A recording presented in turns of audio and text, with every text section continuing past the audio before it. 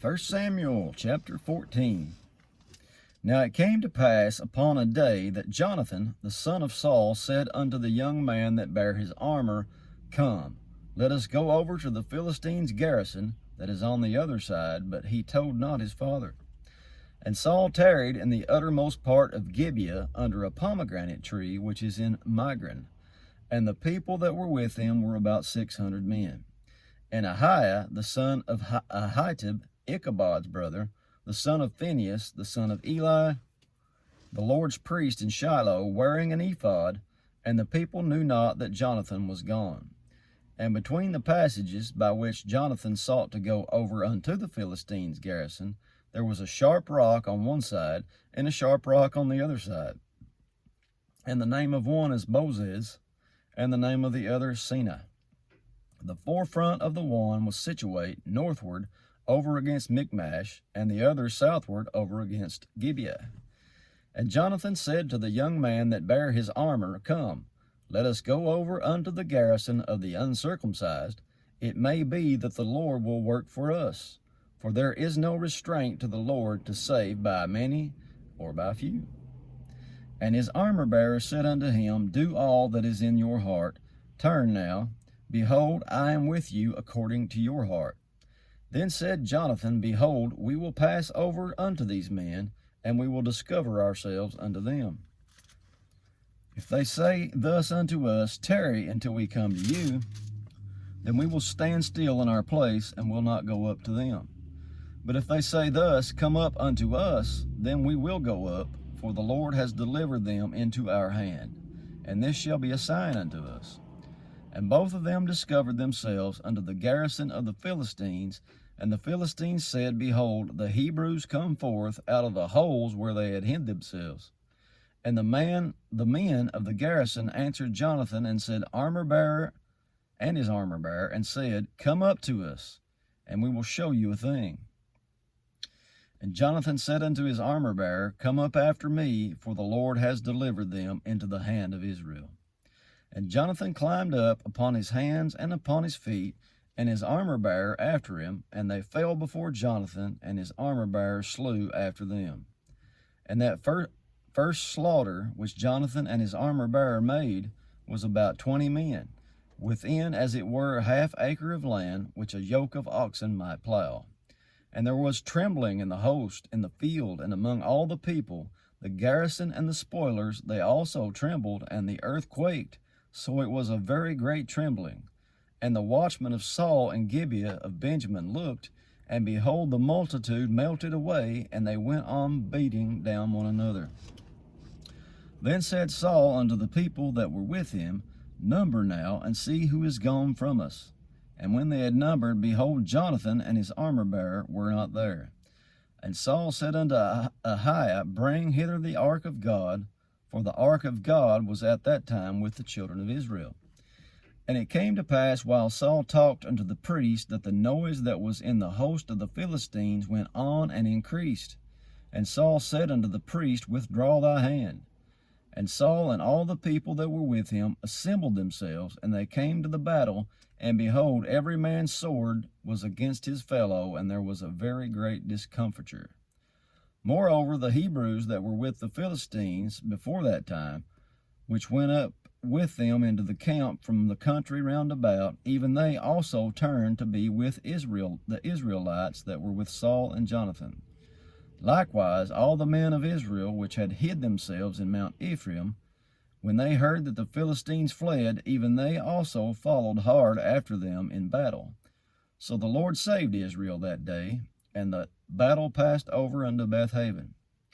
And the men of Israel were distressed that day, for Saul had adjured the people, saying, Cursed be the man that eats any food until evening, that I may be avenged on my enemies. So none of the people tasted any food. And all they of the land came into a wood, and there was honey upon the ground.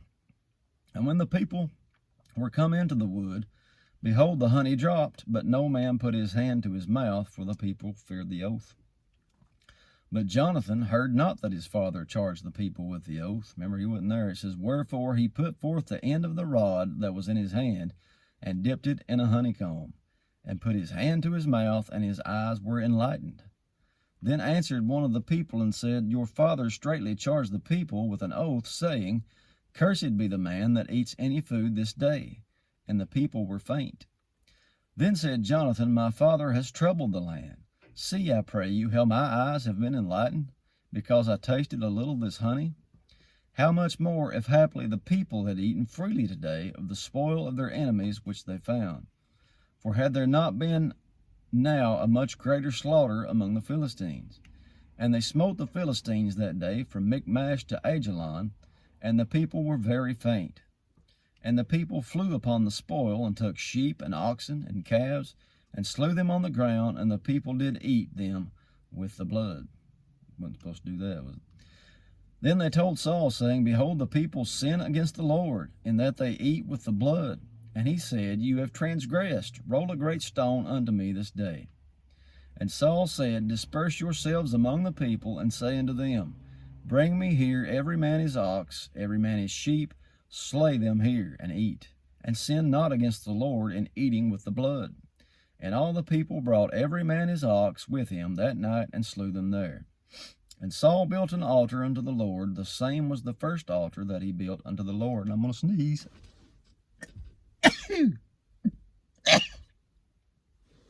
Sorry about that. And Saul said, Let us go down after the Philistines by night, and spoil them until the morning light. And let us not leave a man of them. And they said, Do whatsoever seems good unto you. Then said the priest, Let us draw near unto God. And Saul asked counsel of God, Shall I go down after the Philistines? Will you deliver them into the hand of Israel? But he answered him not that day. Saul said, Draw you here near hither, all the chief of the people, and know and see wherein this sin is, being this day. For as the Lord lives, which saves Israel, though it be in Jonathan my son, he shall surely die. But there was not a man among all the people that answered him. Then said he unto all Israel, Be ye on one side, and I and Jonathan my son will be on the other. And the people said unto Saul, Do what seems good unto you. Therefore Saul said unto the Lord God of Israel, Give a perfect lot, and Saul and Jonathan were taken, but the people escaped. And Saul said, Cast lots between me and Jonathan my son, and Jonathan was taken.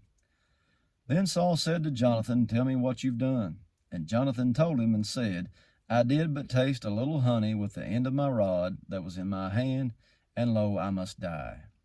And Saul answered, God do so and more also, for you shall surely die, Jonathan. And the people said unto Saul, Shall Jonathan die, who has wrought this great salvation in Israel? God forbid. As the Lord lives, there shall not one hair of his head fall to the ground, for he has wrought with God this day. So the people rescued Jonathan, that he died not.